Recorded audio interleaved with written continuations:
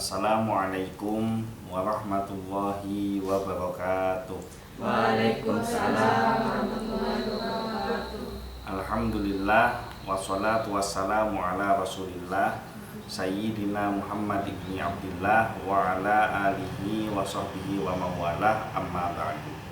Alhamdulillah, pada siang hari ini kita kembali melanjutkan kajian rutin Kitab Bulughul Maram, masih di dalam Kitabus Shalah, yaitu kitab tentang sholat. Bab yang ketiga, babu syurutis sholat, bab tentang syarat-syarat sholat, hadis yang ke 166. Wa an Abi Hurairah radhiyallahu anhu qala, dan dari Abu Hurairah radhiyallahu anhu beliau berkata, qala Rasulullah sallallahu alaihi wasallam, telah bersabda Rasulullah sallallahu alaihi wasallam, ma bainal masyriqi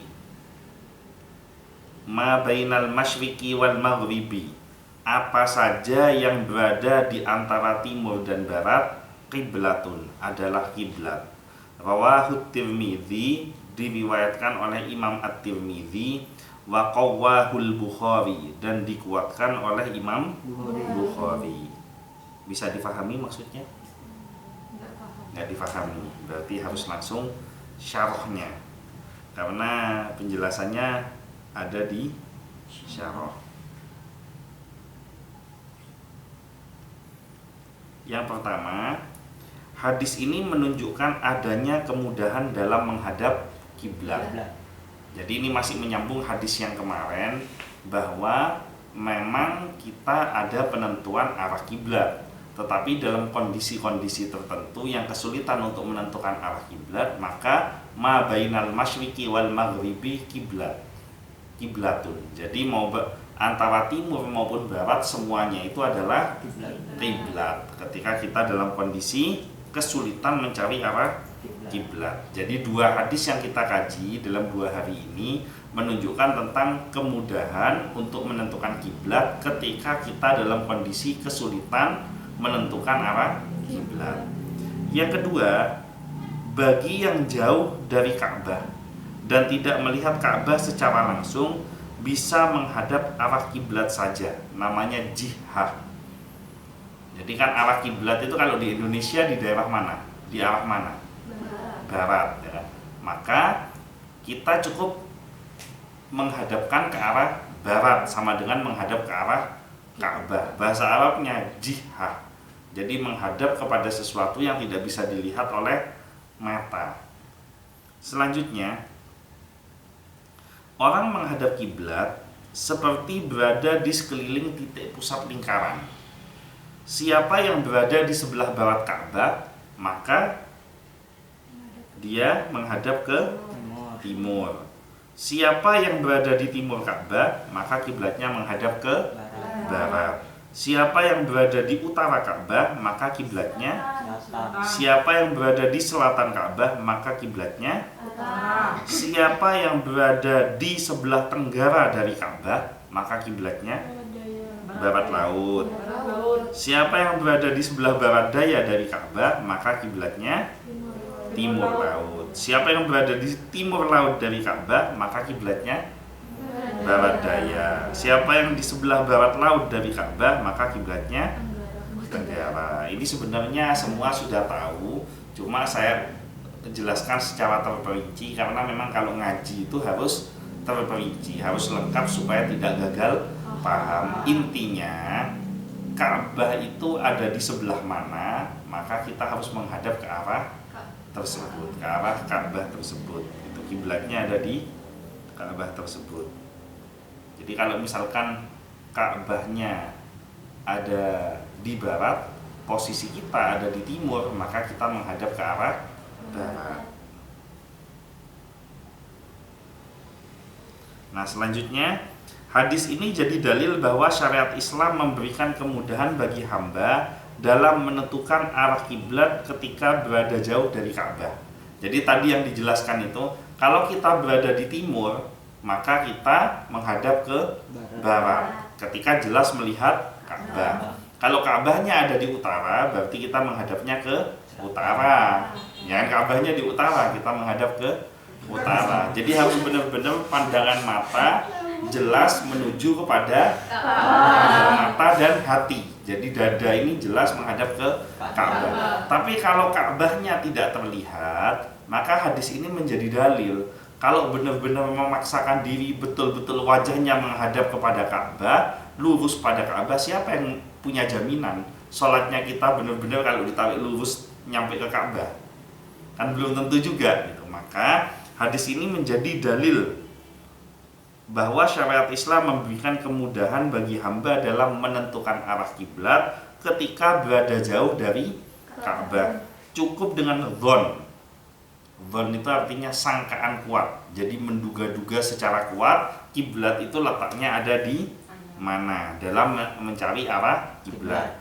Selanjutnya, tidak perlu menyusah-nyusahkan diri dalam menentukan arah kiblat. Siapa yang sudah sholat menghadap ke arah kiblat, sholatnya sah walaupun melenceng sedikit, karena jihah atau arah sudah dikatakan menghadap kiblat. Jadi jihah saja itu sudah dikatakan menghadap arah kiblat. Tidak usah sok-sokan mau ini udah sah ini kalau wajahnya menghadap kiblat. Ini harus diukur secara letak geografis, lintang utara, lintang selatan. Ya kalau zamannya Sunan Ampel, ada santrinya Sunan Ampel, temboknya dibolongi, dikeker kelihatan Ka'bahnya. Wah ini sudah menghadap ke Ka'bah. Nah kalau di sini temboknya dibolongi, manggil tukang untuk benerin. Gak ada yang bisa ngelihat Ka'bahnya. Yang keenam, bagi yang berada di Masjidil Haram harus menghadap ke Ka'bah persis. Jadi bedanya kalau ada di Masjidil Haram betul-betul harus persis menghadap ke Ka'bah karena Ka'bah ada di depan matanya. Tapi kalau tidak atau arahnya jauh dari Ka'bah sehingga tidak bisa terlihat secara langsung, cukup menggunakan dhon atau sangkaan kuat bahwa arah kiblat itu berada di sesuai dugaannya. Ya kalau kita karena Arab itu ada di barat, kita letaknya ada di timur, maka kita menghadap ke arah barat. Walaupun melenceng sedikit itu tetap sah di dalam sholat. Yaitu ma bainal masyriqi wal maghribi qiblatun. Antara masyriq wal maghrib, antara timur dan barat semuanya adalah kiblat. Kita cukup menggunakan dhon kita, sangkaan kuat kita. Bagi jamaah Masjidil Haram yang tidak melihat Ka'bah secara langsung, bisa diberi kelapangan lagi. Jadi Masjidil Haram itu kan besar sekali. Yang persis di depan Ka'bah, area Ka'bah yang matanya bisa memandang Ka'bah, maka saklek harus wajahnya menghadap Ka'bah. Tapi yang di area Masjidil Haram tidak kelihatan sama Ka'bah, karena kan luas kan, nggak kelihatan sama Ka'bah. Maka yang nggak kelihatan ini mendapatkan rukhsah, mendapatkan keringanan dibandingkan yang kelihatan. Yang melihat Ka'bah dengan yang tidak melihat itu keringanannya diberikan kepada yang tidak melihat Ka'bah yang berada di area Masjidil Haram. Nah, bagi penduduk Mekah di luar Masjidil Haram, Masjidil Haram ini letaknya kan ada di Mekah. Nah, bagi penduduk Mekah yang tidak berada di area Masjidil Haram, maka dia akan lebih mendapatkan keringanan lagi. Jadi kalau yang di Masjidil Haram mungkin melihat arah makmum yang di depan, mengikuti jamaah yang di depan. Nah kemudian yang di luar Masjidil Haram tapi masih di area Mekah, maka sholatnya bisa menghadap ke Masjidil Haram karena pusatnya itu kan ada di tengah Masjidil Haram, Ka'bahnya. Nah kemudian bagi kaum muslimin lainnya di bagian bumi yang lainnya itu lebih diberi kelapangan lagi, cukup menghadap ke Mekah. Kan Mekah itu kan gede, luas. Nah kita cukup menghadapkan wajah dan hati kita ke Mekah, itu sama dengan sudah menghadap kiblat. Paham ya? Kalau yang berada di area Ka'bah wajib menghadap Ka'bah. Yang ada di Masjidil Haram tapi di luar Ka'bah cukup mengikuti jamaah yang berada di area Ka'bah. Di mana dia menghadap maka di situ ikut menghadap. Yang di luar Masjidil Haram di lingkup Mekah maka sholatnya menghadap Masjidil Haram. Dan yang di luar Mekah maka sholatnya menghadap ke Mekah. Itu keringanan untuk menentukan arah. Kalau benar-benar harus presisi, harus pas menghadap Ka'bah, maka sholatnya akan banyak yang tidak sah karena repot untuk menentukan arah wajah kita menghadap Ka'bah persis. Selanjutnya, hendaklah seorang alim. Apa itu alim? Alim, orang yang menguasai ilmu agama. Alim, bukan anggota 5 monyet. Alim, orang yang menguasai ilmu agama. Itu dulu guyonan waktu kita TK. Alim, anggota 5 monyet. Nggak tahu TK-nya saya dengan TK-nya kalian tidak sama ya. Tidak sama masanya. Hendaknya orang alim di suatu negeri menghususkan mengajarkan perkara agama kepada penduduk negerinya terlebih dahulu. Karena Nabi SAW sampai mengajarkan ke arah kiblat kepada penduduk Madinah dengan beliau mengatakan untuk masalah buang hajat hadaplah timur ataukah barat. Jadi maksudnya seorang alim itu punya kewajiban untuk menanamkan pendidikan agama terlebih dahulu kepada orang-orang yang ada di sekelilingnya. Nah, itulah alasannya kenapa di toko Gladys ini saya mewajibkan setiap pegawai untuk mengikuti kajian setiap hari. Karena kalau dari segi kealiman, saya mondok, saya punya ilmu, dan saya punya kewajiban untuk menyampaikan ilmu yang saya punya. Nah, sehingga dengan saya menyampaikan ilmu yang saya punya kepada kalian, saya tidak akan dituntut oleh Allah bahwa dulu ketika masih di dunia saya sudah menyampaikan hal-hal yang saya ketahui. Jadi misalkan nanti ketika di akhirat Has ditanya, Has kenapa kok habis adzan kok tidak baca doa adzan?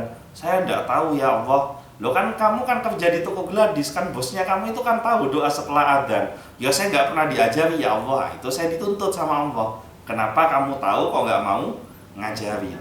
Tapi kebalikannya, kalau misalkan udah diajarin nggak dikerjakan, nah saya terbebas dari tuntutan. Kenapa kamu kok wudhunya nggak bener? Kenapa kok anak buahmu wudhunya nggak bener? Sudah dikasih tahu ya Allah, cuma mereka yang dablek nggak mau ngerjain. Yang meleb gitu. Ya hukuman saya terbebas gitu. Karena orang alim punya kewajiban mengkhususkan mengajar perkara agama kepada penduduk negerinya, dan kita sekarang tinggal di negeri Gladys kan begitu. Maka kita mengajarkan ilmu agama. Bahkan dikait-kaitkan untuk mengajarkan arah kiblat saja kepada penduduk Madinah. Beliau mengajarkan untuk masalah buang hajat hadaplah timur atau barat. Ya, kan sudah kita kaji hadisnya dulu. Kalau buang hajat hadaplah timur atau barat, kata Rasulullah. Kenapa? Karena letak Rasulullah ada di Madinah. Nah, Madinah dan Ka'bah dan Mekah itu utara dan selatan. Maka timur dan barat itu bukan kiblat. Nah, begitu juga dengan kita. Kiblat kita kan ada di barat. Maka kalau kita buang hajat, hadapkan wajah kita ke utara atau ke selatan. Jangan menghadap atau membelakangi kiblat atau Ka'bah. Ya betul, Ka'bah kan kiblat, betul. Jadi masalah buang hajat pun Rasulullah ini luar biasanya ketika mencetuskan satu perkara, di balik ucapan beliau itu ada banyak ilmu yang bisa diambil. Bahkan masalah buang hajat pun orang jadi tahu di mana letak arah kiblat. Masih ingat gak hadisnya itu dari mana? Diriwayatkan oleh siapa? Abu Ayyub Al-Ansari. Bunyi hadisnya, idza ataitumul ghaita, jika kalian mendatangi jamban. Al-ghait, WC, kakus, bahasa Arabnya ghait. Ghait. Jadi tempatnya kamu ajrukong itu ghait bahasa Arabnya gitu. Fala tastaqbilul qiblata, maka janganlah kalian menghadap ke arah kiblat. Wala tastadbiruha, dan janganlah kalian membelakanginya. Walakin syarriqu aw gharibu, akan tetapi hadaplah ke arah timur atau barat. Karena kiblatnya kalau di Madinah dengan Mekah antara utara dan selatan. Qala Abu Ayyub, ini tidak ada di Bulughul Maram, ini syarahnya. Qala Abu Ayyub, Abu Ayyub mengatakan, faqadimna Syam, kami dulu tinggal di kota Syam, negeri Syam. Fawajadna, kami mendapati marahidha buniyat qibalal qiblati. Marahidha itu artinya sama dengan al-ghaithah, yaitu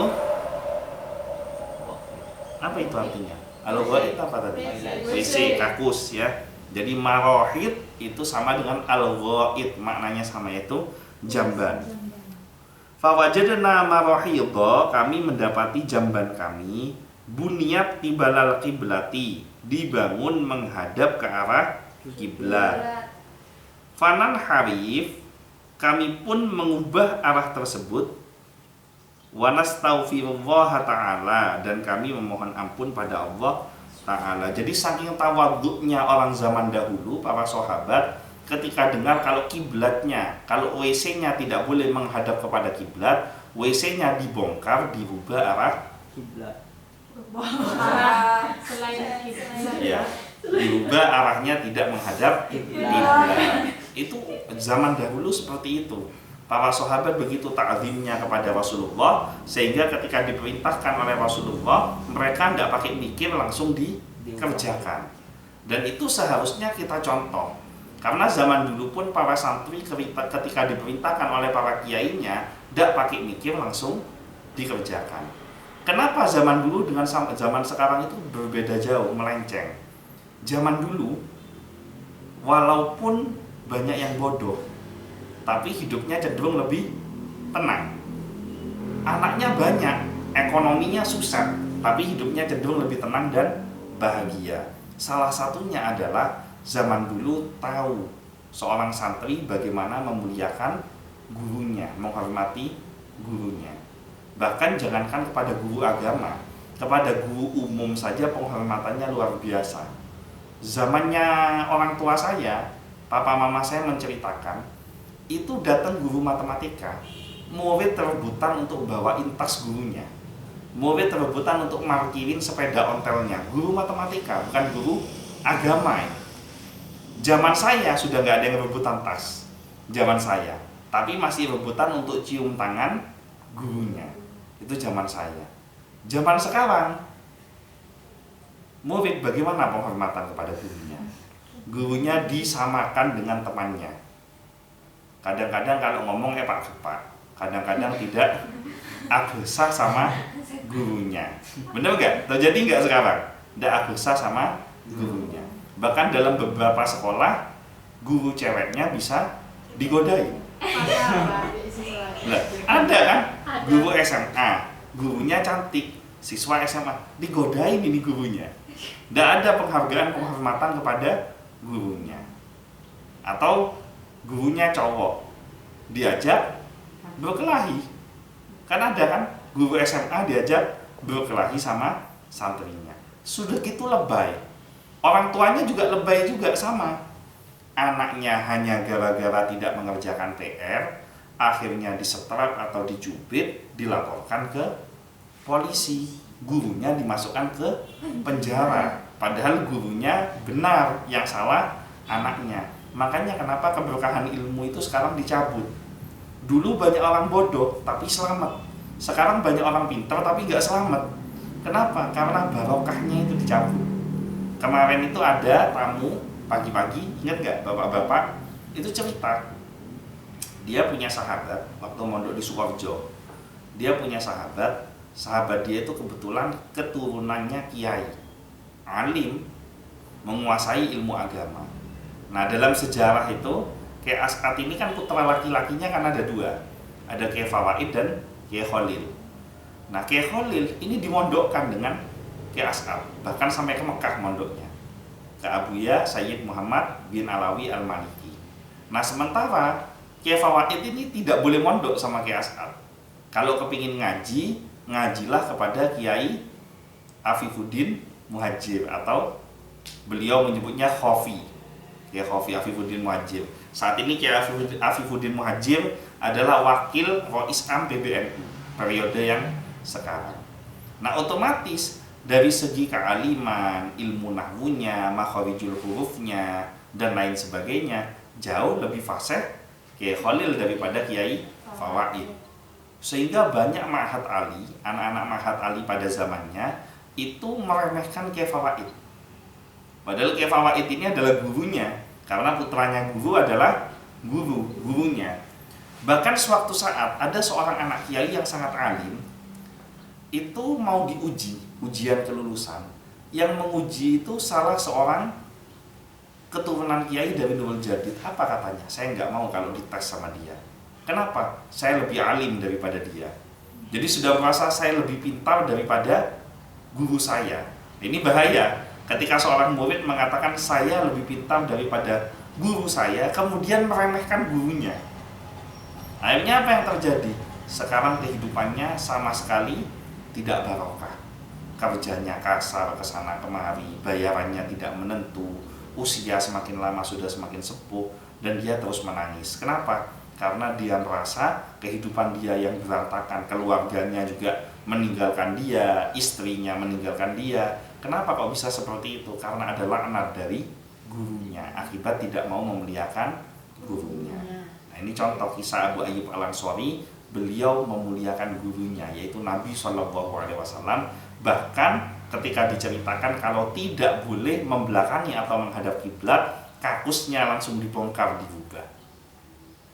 Nah, kalau zaman sekarang dengan disuruh dibongkar saja masih bisa ngeyel. Kalau zaman sekarang ya, itu kakus dibongkar menghadap kiblat. Apa bangun tak nawak bangun, pesen tibi, makronyo rotang kiai gitu. Itu sekarang, bener nggak? Nah, zamannya Rasulullah udah nyuruh bongkar loh.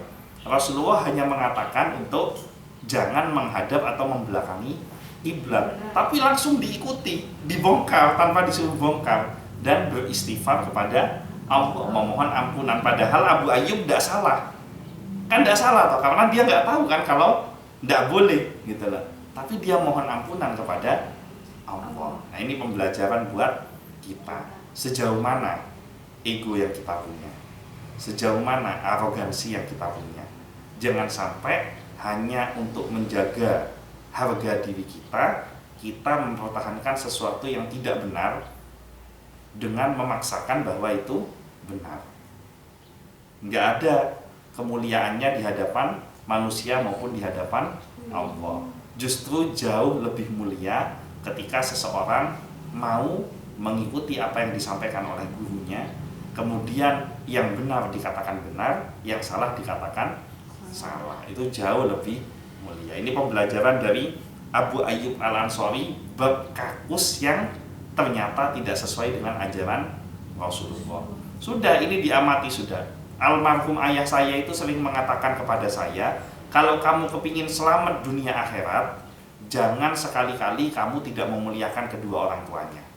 Mau orang tuanya kafir, mau orang tuanya tidak benar, mau orang tuanya fasik, mau orang tuanya munafik, jangan coba-coba tidak memuliakan kedua orang tuanya. Sekali orang tuamu murka, sekali orang tuamu mangkel sama kamu, maka di situ turun murkanya Allah. Kalau sudah turun murkanya Allah, tidak ada selamat-selamatnya jadi manusia. Begitu juga pada guru. Kalau kepingin ilmunya manfaat, muliakan semua guru-gurunya tanpa pengecualian. Guru apa saja, guru yang ngajarin ngaji, guru yang ngajarin baca tulis. Jangan mentang-mentang sekarang hari ini kamu misalkan sudah jadi orang, sudah punya kemampuan, bahkan mungkin secara ekonomi lebih baik daripada gurumu, secara strata sosial lebih baik daripada gurumu, kemudian kamu meremehkan gurumu, kamu tidak menghargai gurumu, maka dicabut keberkahan ilmu yang diberikan melalui perantara gurumu kepada dirimu. Kalau ilmunya sudah dicabut berkahnya, walaupun pinter, tidak ada nilainya. Lebih baik bodoh tapi selamat daripada pinter nggak selamat. Iya, syukur-syukur lebih bagus pintar dan selamat. Tuh, ada pertanyaan sampai di sini? Tidak ada. Kamu yang tidak ada yang lain? Tidak ada. Mungkin itu saja yang bisa disampaikan. Mudah-mudahan semuanya panjang umur, sehat, selamat, bahagia, semua impian dan cita-citanya tercapai, dan mudah-mudahan semuanya mendapatkan syafaat dari Nabi Muhammad SAW. Ala hadihin niyah wa ala kulli niyatin sholihatin. Al-Fatihah.